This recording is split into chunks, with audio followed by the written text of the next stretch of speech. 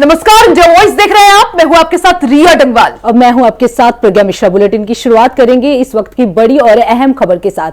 तो खबर लखनऊ से है, जहां योगी सरकार के मार्गदर्शन में आज इको पर्यटन शुरू होगा। आपको बता दें कि लखीमपुर में भीरा पर्यटन सर्किट का शुभारंभ भी किया जाएगा। वहीं दुधवा टाइगर रिजर्व में मंगलवार का जो अवकाश है वो अब नहीं रहेगा। आपको बता दें कि 7 दिन पर्यटक लुत्फ उठा सकेंगे। वहीं इसमें पर्यटन शुल्क में वृद्धि भी नहीं है। इसके साथ ही 30 हॉस्पिटैलिटी स्टाफ का भी प्रशिक्षण किया जाएगा। सुरक्षा सुविधा से साल दर साल पर्यटकों की संख्या भी बढ़ रही है। तो इको पर्यटन को लेकर योगी सरकार आज बड़ा काम करेंगे। योगी सरकार इको पर्यटन सत्र की शुरुआत करेंगे। आपको बता दें कि लखीमपुर के भीरा पर्यटन सर्किट में इसका शुभारंभ किया जाएगा। इसके साथ ही दुधवा टाइगर रिजर्व में जो मंगलवार को अवकाश होता था उसे अब नहीं दिया जाएगा। आपको बता दें कि 7 दिन जो पर्यटक हैं वो लुत्फ उठा सकेंगे। वहीं इस पर्यटन में शुल्क जो होता है वो उसमें भी वृद्धि नहीं की जाएगी। इसके साथ ही 30 हॉस्पिटैलिटी स्टाफ का प्रशिक्षण भी किया जाएगा। आपको बता दें कि सुरक्षा सुविधा से साल दर साल जो पर्यटकों की संख्या है वो लगातार बढ़ रही है। इसी को लेकर आज इको पर्यटन सत्र का शुभारंभ करेंगे सीएम योगी आदित्यनाथ। योगी सरकार के नेतृत्व में इसकी शुरुआत की जाएगी। 30 हॉस्पिटैलिटी स्टाफ का प्रशिक्षण भी किया जाएगा। लगभग 7 दिन जो पर्यटक हैं वो लुत्फ उठा सकेंगे। तो सीएम योगी के मार्गदर्शन में आज इको पर्यटन सत्र की शुरुआत होगी। लखीमपुर में भीरा पर्यटन सर्किट का भी शुभारंभ किया जाएगा। इसके साथ ही दुधवा टाइगर रिजर्व में जो मंगलवार को अवकाश होता था वो अब नहीं दिया जाएगा। आपको बता दें कि लगातार 7 दिन पर्यटक जो हैं वो लुत्फ उठा सकेंगे। किसी दिन की छुट्टी नहीं रहेगी। वहीं पर्यटन शुल्क जो होगा उसमें किसी तरह की वृद्धि नहीं की जाएगी। इसके साथ ही जितने भी हॉस्पिटैलिटी स्टाफ हैं उनका प्रशिक्षण किया जाएगा। सुरक्षा सुविधा से लेकर साल दर साल जो पर्यटक हैं उनकी संख्या जो है वो लगातार बढ़ रही है। तो लखनऊ से ये बड़ी और अहम खबर हम आपको बता रहे हैं, जहां आज सीएम योगी के मार्गदर्शन में इको पर्यटन सत्र की शुरुआत होगी। वहीं इस खबर पे ज्यादा जानकारी देने के लिए मोहम्मद आसिफ हमारे साथ जुड़ गए हैं।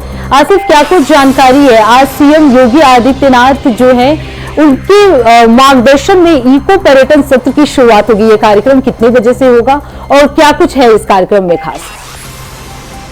पर्यटन को बढ़ावा देने के लिए लगातार कवायद कर रही है, मंथन कर रही है और जिस तरह से इको पर्यटन का बढ़ावा देने के लिए सीएम योगी आदित्यनाथ खुद मॉनिटरिंग कर रहे हैं, दिशा निर्देश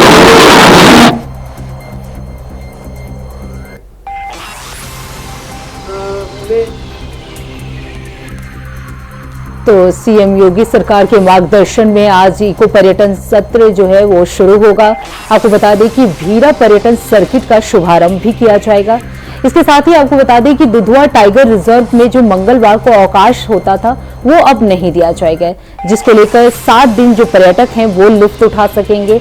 इसी तरह पर्यटन शुल्क जो है उसमें किसी तरह की वृद्धि नहीं की जाएगी। हॉस्पिटैलिटी स्टाफ का जो है वो प्रशिक्षण किया जाएगा। इसी को लेकर आज सीएम योगी आदित्यनाथ इको पर्यटन सत्र का शुभारंभ करेंगे, क्योंकि सुरक्षा और सुविधा से साल दर साल जो पर्यटक हैं उनकी जो संख्या है वो लगातार बढ़ रही है। तो लखनऊ में पर्यटकों की संख्या को ध्यान में रखते हुए आज इको पर्यटन सत्र की शुरुआत करने वाले हैं सीएम योगी आदित्यनाथ। इसी कार्यक्रम को लेकर वो वहां जनसभा को भी संबोधित करेंगे। आपको बता दें कि योगी सरकार के नेतृत्व में ये शुरू किया जाएगा। 30 हॉस्पिटैलिटी स्टाफ का प्रशिक्षण किया जाएगा।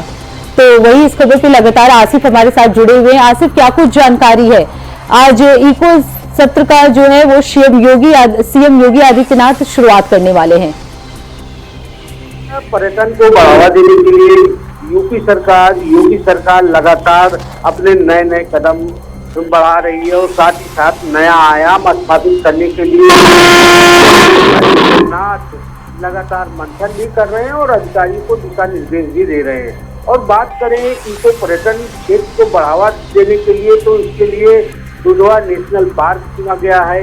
यहाँ पर अब कई सुविधाएं उपलब्ध कराई जाएगी पर्यटकों को। 7 दिन पार्क खुला रहेगा, जहाँ पर जो पर्यटक हैं वो अपना लुत्फ उठा सकेंगे। और साथ ही साथ जो एंट्री के लिए शुल्क रखा गया है, इसकी कोई बढ़ोतरी नहीं की जाएगी। साथ ही इस पार्क में चिकित्सीय सुविधा भी उपलब्ध रहेगी। इसके लिए जो चिकित्सा कर्मी है उन्हें दर्ज किया जाएगा कि कहीं भी कोई आपातकाल या कोई जुटाइल होता है पर्यटक, तो उसके चिकित्सा की भी व्यवस्था रहेगी। साथ ही साथ पार्क के अंदर जो है सजावट और खूबसूरती का अलग ही अंदाज दिखेगा। पार्क को पूरी तरह सजाया जा रहा है। तो जिस तरह से योगी आदित्यनाथ यानी कि यूपी सीएम योगी आदित्यनाथ जिस तरह से पर्यटन क्षेत्र को बढ़ावा देने के लिए लगातार प्रयास कर रहे हैं, उनका यह प्रयास कहीं न कहीं सफल भी होता दिख रहा है। और यह बड़ी बात है कि 7 दिन जो है यह पार्क खुला रहेगा। बिल्कुल, यानी आसिफ, जिस तरह से हालांकि आज क्योंकि इको पर्यटन सत्र का शुभारंभ करेंगे मुख्यमंत्री योगी आदित्यनाथ, जिसके तहत आपने बताया कि किस तरह से सुविधाएं जो है जो आने वाले पर्यटक हैं उन्हें दी जाएगी। लेकिन अगर बात करें उत्तर प्रदेश में पर्यटन को और मजबूत करने के लिए, पर्यटकों की संख्या में बढ़ोतरी के लिए और क्या कुछ कदम यहाँ पर उठाने की तैयारी? देखिए, अगर बात करें यूपी स्तर की, तो योगी सरकार लगातार पर्यटन को बढ़ावा देने के लिए ठोस कदम उठा रहे हैं। चाहे वाराणसी में पर्यटन को बढ़ावा देने का मामला हो, या फिर जिस तरह से प्रयागराज में व्यवस्था की जा रही है, पर्यटक देश विदेश के पर्यटक जो है आकर्षित हो रहे हैं, आकर लुत्फ उठाते हैं।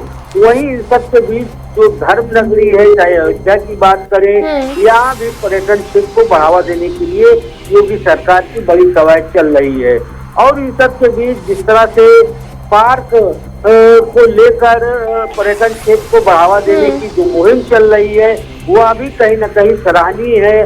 और यही वजह है कि चाहे धर्म नगरी हो या फिर पर्यटन क्षेत्र हो, तो उत्तर प्रदेश में सभी को योगी सरकार बढ़ावा दे रही है। इससे कहीं न कहीं जो है सरकार की छवि भी बन रही है। और यहाँ पर एक चीज ये भी देखने वाली है आसिफ कि हालांकि पर्यटकों को सुविधाएं ज्यादा दी जाएंगी, लेकिन जो एंट्री चार्जेस हैं, जो शुल्क है, उसमें बढ़ोतरी नहीं की गई है। जी बिल्कुल लिया। पर्यटन के क्षेत्र में जो मास्टर प्लान तैयार किया गया है, और साथ ही साथ यह भी ध्यान रखा गया है कि जो पर्यटक है उन्हें किसी भी तरह की असुविधा न हो, जिससे उनका जो पर्यटक है उनका मोह न भंग हो सके, और साथ ही साथ जेब भी न भारी पड़े। और जो शुल्क वृद्धि नहीं की गई है, इसका भी असर देखने को मिलेगा। बिल्कुल आसिफ, क्या विदेशी पर्यटकों के लिए भी कुछ सुविधाएं वहाँ पे हैं? देखिए प्रज्ञा, अगर बात करें दुधवा नेशनल पार्क की, तो यह जो है राष्ट्रीय स्तर का पार्क है। यहाँ पर जो है जो जानवर है उन्हें देखने के लिए देश विदेश के लोग भी आते रहते हैं। दुधवा नेशनल पार्क की एक ख्याति अलग ही है। और जिस तरह से अब पर्यटकों की संख्या लगातार बढ़ रही है, और इन पर्यटकों में ज्यादातर विदेशी पर्यटक आते रहते हैं, चाहे अमेरिका को या फिर नेपाल के हो या फिर अन्य पड़ोसी देश। तो कहा जा सकता है कि जिस तरह युद्ध स्तर पर पर्यटन क्षेत्र को बढ़ावा देने की बात कही गई, चाहे पार्क को लेकर हो या फिर धर्म नगरी को लेकर हो, बिल्कुल, यानी पर्यटन को कैसे बढ़ावा दिया जा सके, कैसे उत्तर प्रदेश को पर्यटन का हब बनाया जा सके, इसकी दिशा में एक और बड़ा कदम यहाँ पर योगी सरकार उठाने जा रही है। इको पर्यटन सत्र का आज से शुभारंभ होगा। हालांकि आसिफ, आप बने रहिएगा, आगे भी आपका रुख करेंगे।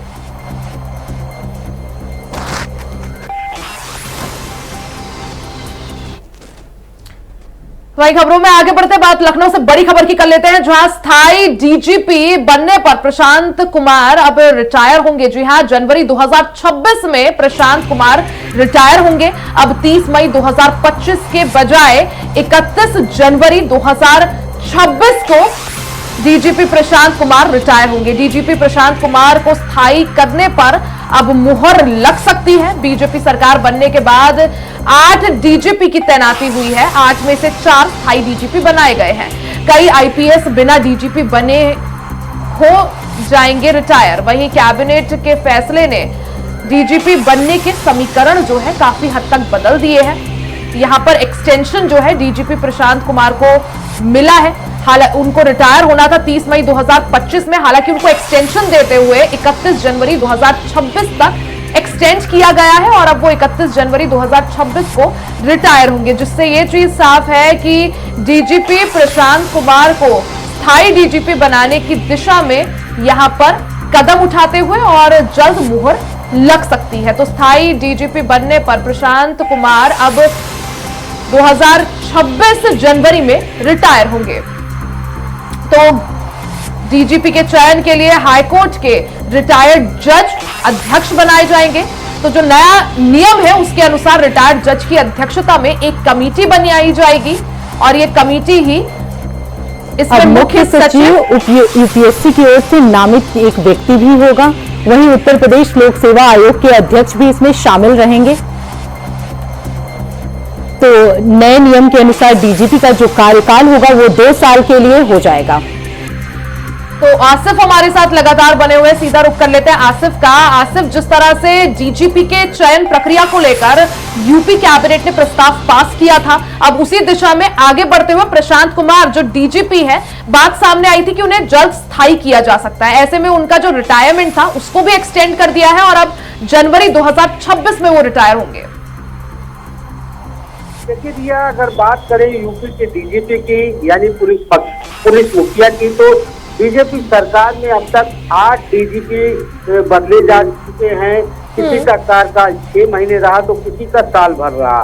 तो कुल मिलाकर यह कहा जा सकता है कि अभी तक जो पेच फंसा था अस्थायी डीजीपी को लेकर, इसको योगी सरकार ने हल कर लिया है।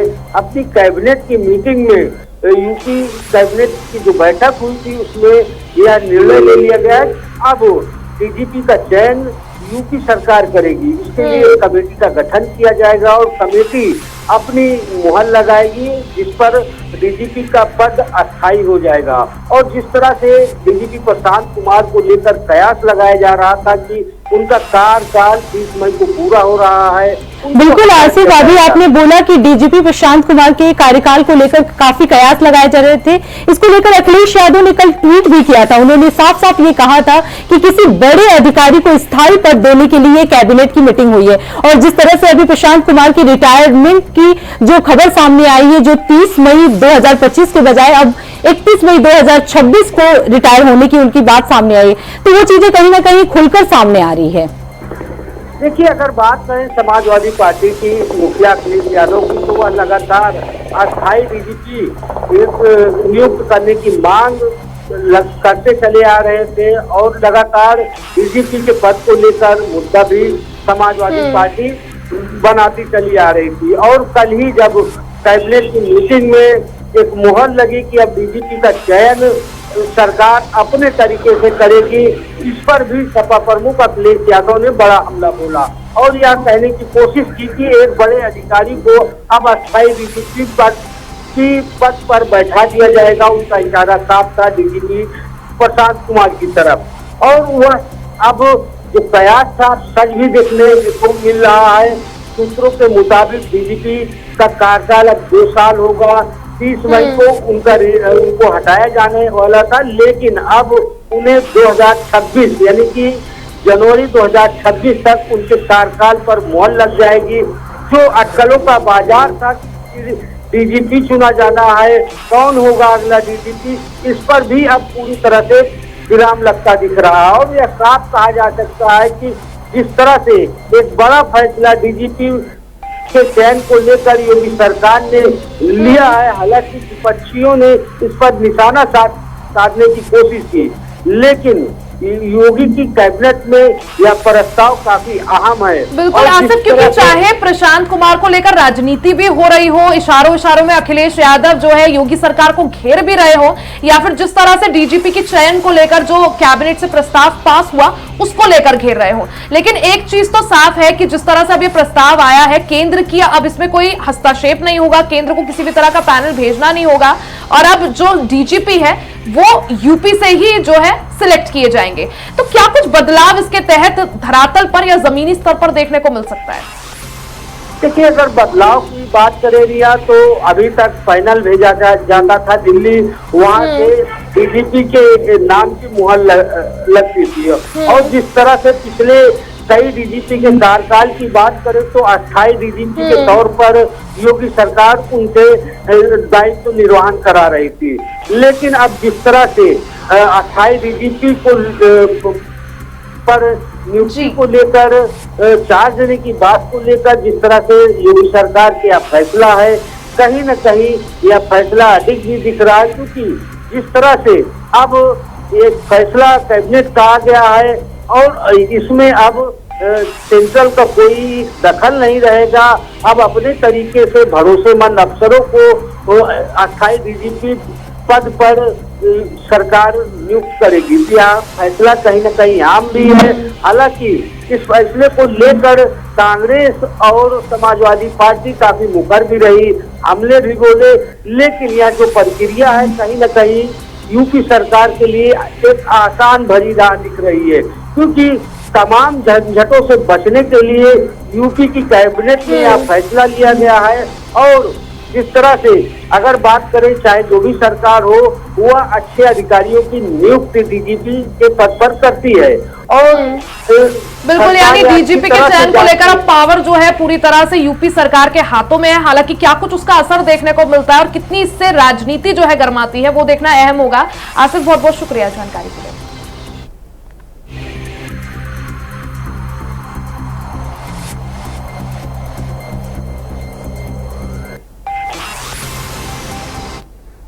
तो अब बात कर लेते हैं एक और बड़ी खबर की, जो लखनऊ से आ रही है। आपको बता दें, कासगंज में चंदन गुप्ता हत्याकांड का मामला सामने आया है, जहां आज गांधी प्रतिमा पर मृतक के पिता जो हैं वो धरना देंगे। न्याय मिलने में देरी होने के कारण धरना दिया जाएगा। 26 जनवरी 2018 में चंदन गुप्ता की हत्या हुई थी। वहीं मृतक का परिवार न्याय की आस लगाए बैठा हुआ है। तो आज गांधी प्रतिमा पर मृतक के पिता जो हैं वो धरना देंगे। तो कासगंज में चंदन गुप्ता हत्याकांड का ये मामला है, जहां आज गांधी प्रतिमा पर मृतक के पिता धरना देंगे। वहीं न्याय न मिलने में देरी होने के कारण ये धरना दिया जाएगा। आपको बता दें कि 26 जनवरी 2018 में चंदन गुप्ता की हत्या हुई थी।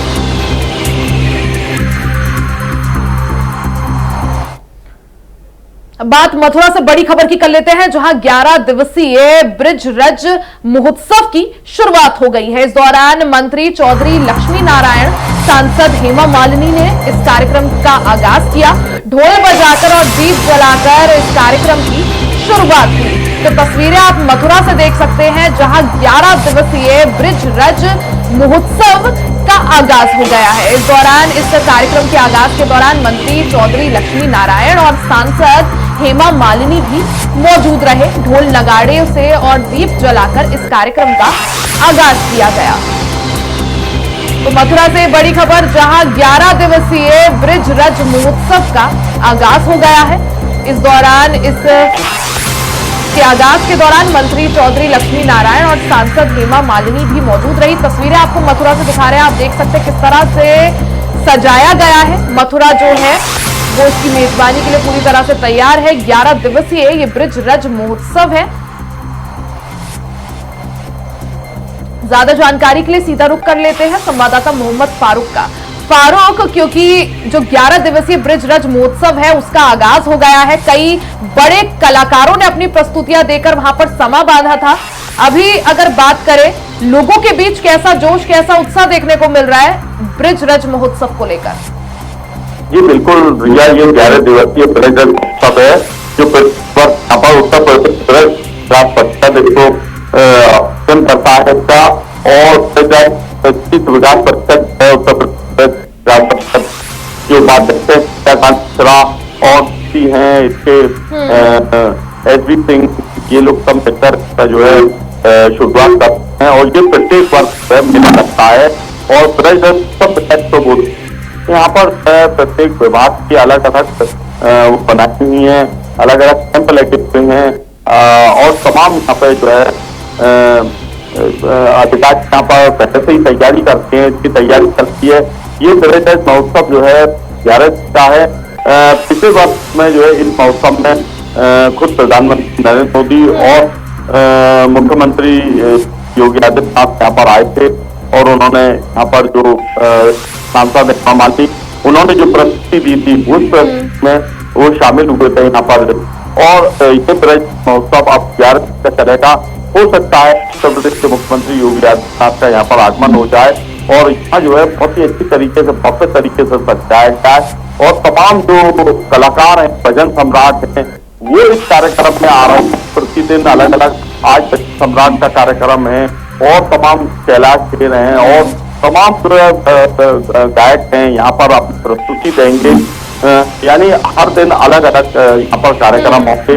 लक्ष्मण चौधरी जो कैबिनेट मंत्री हैं उन्होंने और सांसद हेमा मालिनी ने कल दीप जलाकर यहाँ पर बिल्कुल फारूक, अगर बात की जाए कलाकृतियों की तो किस तरह की कलाकृतियां वहां पे बनाई गई है, क्योंकि जिस तरह से हम देख सकते हैं श्री कृष्ण की और राधा की भी जो कलाकृतियां हैं वो बनाई गई है। इसके साथ ही महोबनी पेंटिंग जो है उसको भी लेकर काफी चर्चा रहा है कि मथुरा में ये चीजें काफी बेहतर तरीके से की गई है। तो अगर आप मौके पर मौजूद है तो दिखाने की कोशिश कीजिए।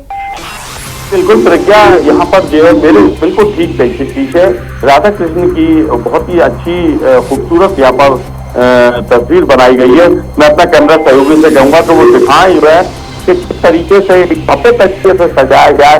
ये राधा कृष्ण की छवि है एकदम और उसको जो है अच्छी तरीके से सजाया गया है और अलग अलग तरीके से कैंप बनाए गए। तो मैं अपना कैमरा सहयोगी से कहूंगा कि वो सबको दिखाएं। सामने एक बहुत बड़ा मंच बनाया है, LED स्क्रीन लगी है बड़ी बड़ी और तमाम यहाँ पर जो है कैंप बनाए हुए हैं। सभी पे लिखा हुआ है ब्रज महोत्सव उत्सव 2024। इस तरीके से ये बनाए गए हैं। सामने बहुत बड़ा मंच बना है, भव्य तरीके से LED लगी हुई है और शुभारंभ से हुआ था और झूले लगाए गए। बहुत ही खूबसूरती से इसको सजाया गया प्रजा। इसका जो है खूबसूरती जो है अच्छी बनाई गई है।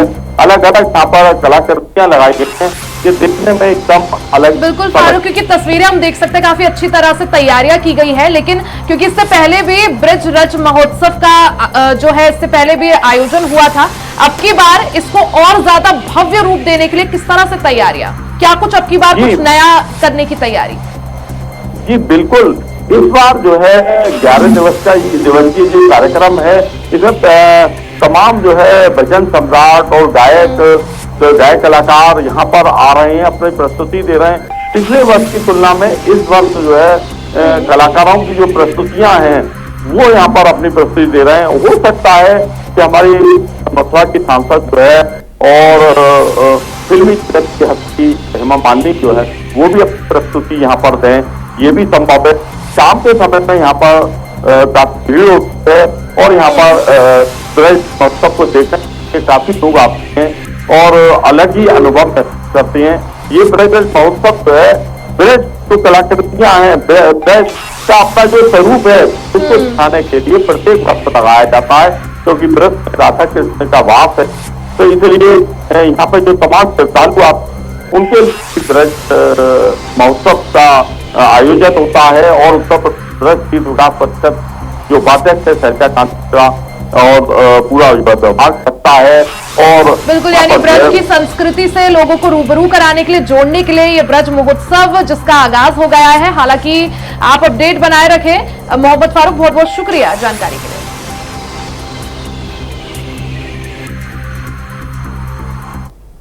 और इसी के साथ बुलेटिन में फिलहाल के लिए सिर्फ इतना ही। देश दुनिया की तमाम बड़ी खबरों के लिए देखते रहिए इंडिया वॉइस। तब तक के लिए नमस्कार।